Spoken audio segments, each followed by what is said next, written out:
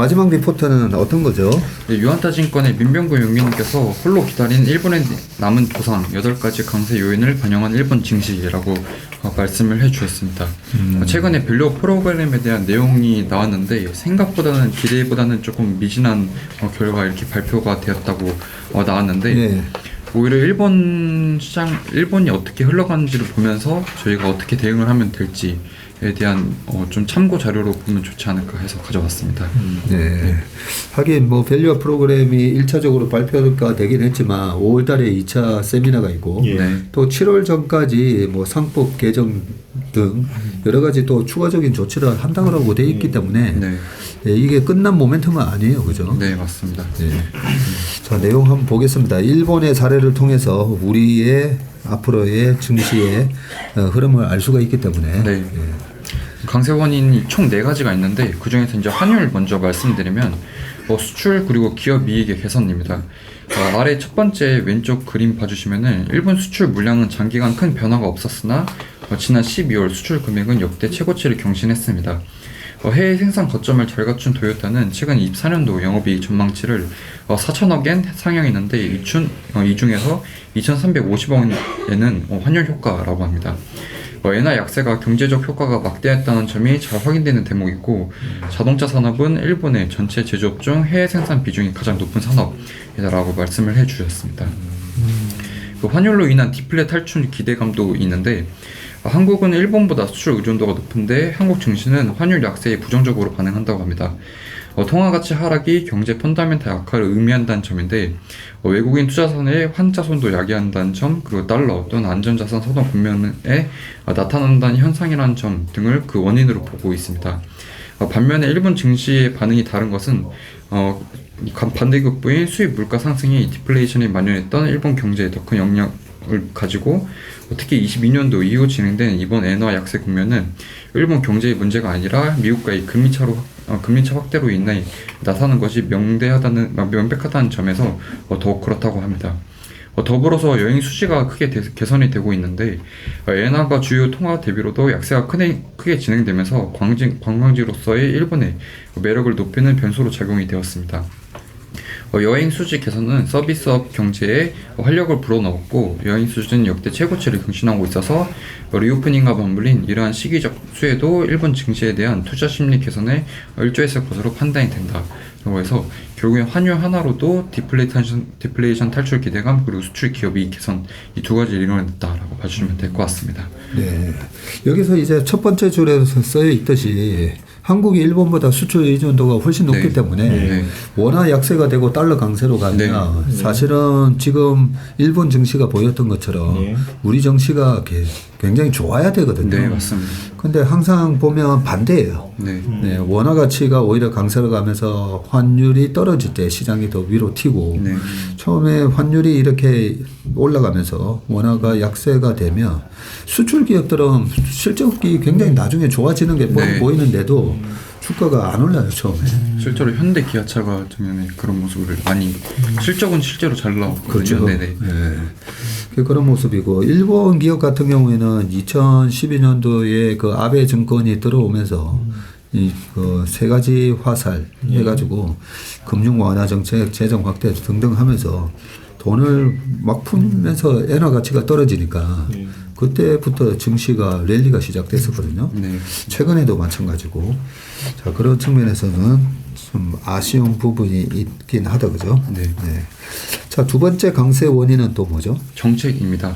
정책. 네. 지배구조 개선 그리고 기업가치 제고 정책인데 일본 정부는 14년부터 기업가치를 높이기 위한 정책을 실행했으나 큰 성과는 없었다고 합니다.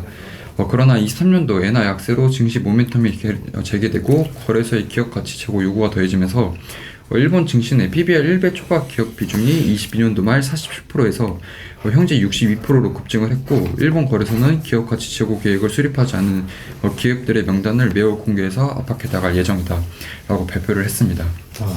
이 대목에서 22년 말만 하더라도 네. 일본 기업도 PBR 1배가 안 되는 기업이 그럼 53% 가까이 됐단 말이다 그죠? 네, 맞습니다.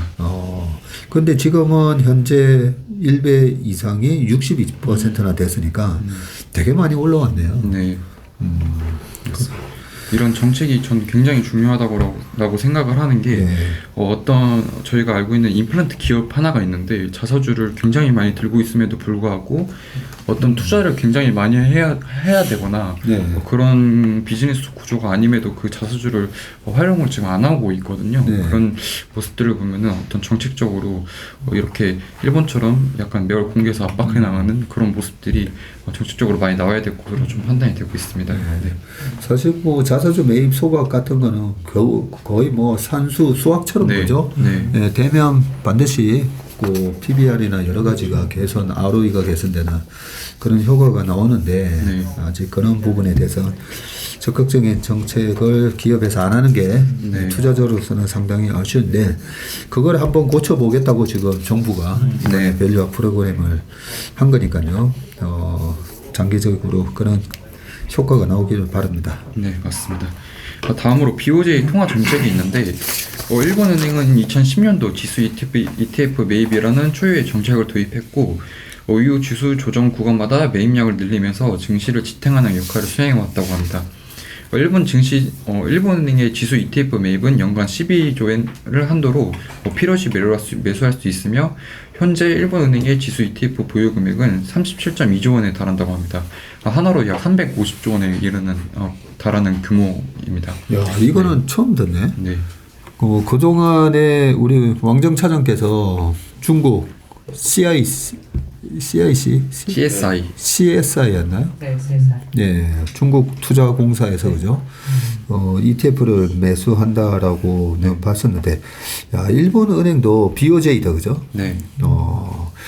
2010년 이후부터 지수 ETF 매입이라는 초유의 정책을 도입했고, 네.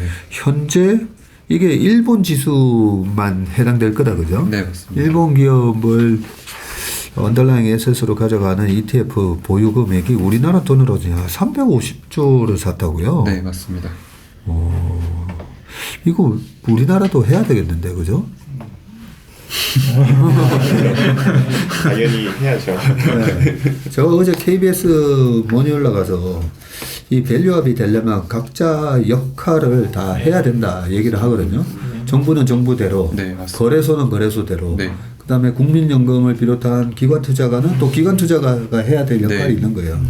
그리고 이제 스튜어드십 코드. 그렇죠. 네. 스튜어드십 코드하고 이 가버넌스 코드 이런 거 만들어 가지고 해야 되고 은행이 할 일이 남아 있었네요.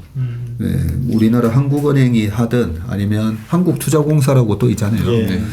KIC에서 적극적으로 지금 밸류업 프로그램이 작동돼서 우리나라 주가가 비싸지기 전에 이렇게 쌀 때 많이 사야 된다 그죠? 네, 맞습니다. 그냥 하다못해 그 국민연금에서 그 한국 주식의 자산 배분 그 바운더리가 있잖아요. 네. 그걸 상단까지만 높여도 되는 거 아니에요? 그렇네요. 예. 지금은 목표치가 15.9인가 그런데 그거보다 훨씬 못 미치는데도 아직 안 담고 있으니까 예. 그런 거를 담고 지금 상업용 부동산이 문제가 많기 때문에 대체 투자 그동안에 대체 투자 비중을 계속 늘려왔었거든요. 그 부동산에 투자하는 대체 투자를 줄여야 돼요. 네, 줄이고 오히려 국내 주식을 적극적으로 더 종목을 사기가 부담스러우면 ETF 사면 된다 그죠? 그 발표 이후에 외국인들이 지금 한국 증시를 사고 있습니다. 개인이나 기관이 아닌. 네. 네. 21년도 이후에 일본 은행의 지수 ETF 매수는 현저하게 감소되었으나 증시의 변동성이 높아질 때는 여전히 구원투소로서의 역할을 잊지 않고 있고 16년 이후 마이너스 기준금리를 유지하고 있다는 점 그리고 대차대조표가 여전히 확정되고 있다는 점도 일본 증시의 장기적인 상승 추세를 추세 형성을 기여하고 있다라고 말씀을 해주셨습니다. 네. 세 번째로는 이제 경제 산업 사이클인데 경제 회복 시차입니다.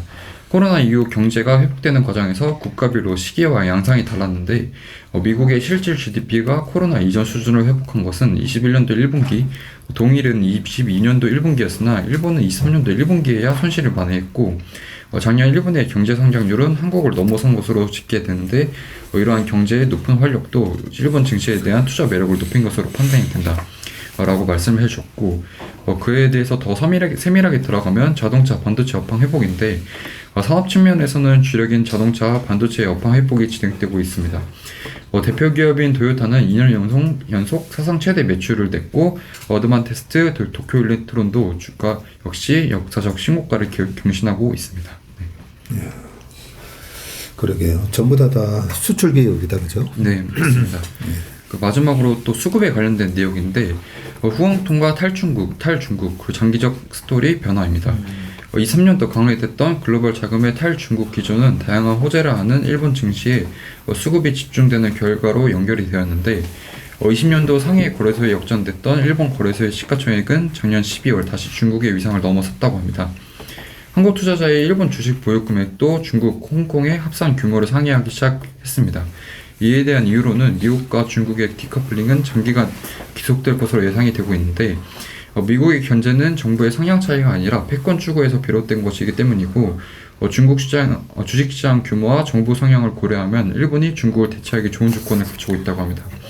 14년도 홍콩통으로 넘어갔던 글로벌 수급의 키워드는 탈중국으로 반전이 됐고 이탈했던 자금의 귀환이 기대되는 대목이다 라고 말씀을 해주셨습니다. 이렇게 총 4가지 이유로 일본 증시가 좀 상승하고 있다는 것을 분석할 수 있었던 리포트였던 것 같습니다. 네.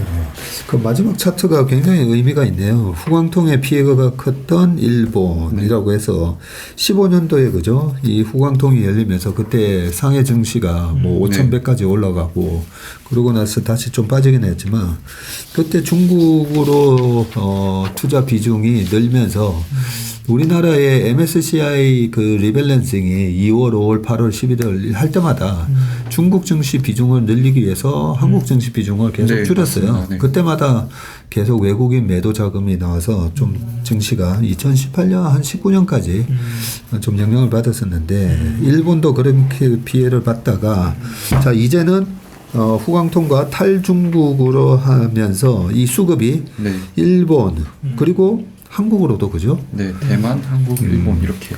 대만, 한국, 일본. 야, 그 어쩐지 최근에 그 한국으로 들어오는 외국인 자금이 굉장히 좀 충격적인 큰 자금이 좀 들어오고 있는 걸로 묵직하게 들어오잖아요. 맞습니다. 네. 그래서 이 자금이 도대체 뭔 자금인가 좀 궁금을 했었는데 이 탈중국으로 그리고 다시 일본하고 한국, 대만 이쪽으로 자금이 흘러 들어오는 거군요. 네, 맞습니다. 야, 진짜 안 봤으면 큰일 날 뻔한 리포트였네. 굉장히 정리가 잘 됐네요. 네, 정리가 잘 됐습니다. 예. 자, 오늘 내용은 여기까지인가요? 네, 맞습니다. 네, 박성구의 스페셜 리포트 오늘 2월 28일 순서였습니다. 다음 주에도 또 좋은 리포트를 가지고 찾아뵙도록 하겠습니다. 고맙습니다.